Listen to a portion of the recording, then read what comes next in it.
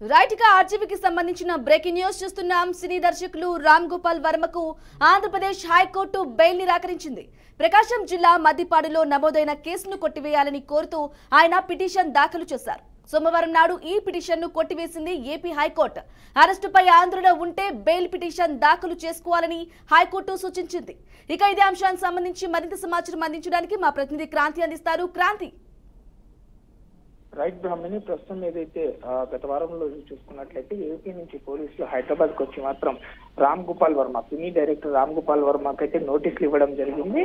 ప్రకాశం జిల్లా మద్దిపాడులో జరిగిన police complaint పై విచారణకు హాజరు కావాలని అయితే నోటీసులు ఇవ్వడం జరిగింది. దానిపై ఈ రోజు ఏపీ హైకోర్టులో మాత్రం ఆశ్రయించిన రామ్ గోపాల్ వర్మకు చుక్కెదురు అయిందని చెప్పుకోవచ్చు. అయితే ఆయన వేసిన క్వాష్ పిటిషన్ మాత్రం కొట్టివేస్తూ ఖచ్చితంగా అరెస్ట్ అవుతానని కూడా ఆర్గ్యుమెంట్ చేయడం అయితే న్యాయస్థానం చెప్పడం జరిగింది. దాంతో క్వాష్ పిటిషన్ ని కొట్టివేయడంతో రామ్ గోపాల్ వర్మకు చుక్కెదురైంది. ఎందుకంటే వ్యూహం సినిమా అప్పుడు చూసుకున్నట్లయితే అప్పుడు ప్రతిపక్ష నాయకుడు ఏపీ ఇప్పుడు ఉన్న చంద్రబాబు నాయుడు, సీఎం చంద్రబాబు నాయుడు కావచ్చు, జనసేన పార్టీ అధ్యక్షుడు పవన్ కళ్యాణ్ కావచ్చు, ఇటు చంద్రబాబు నాయుడు కుటుంబంతో పాటు పవన్ కళ్యాణ్ కుటుంబాన్ని కూడా కించపరుస్తూ మాట్లాడడం, వరుసగా ఎక్స్ వేదికగా మాత్రం ట్వీట్లు చేయడం మాత్రం అదే అంశం పైన కేసు నమోదు చేసుకొని అయితే ప్రస్తుతానికి దర్యాప్తు చేస్తున్నారు.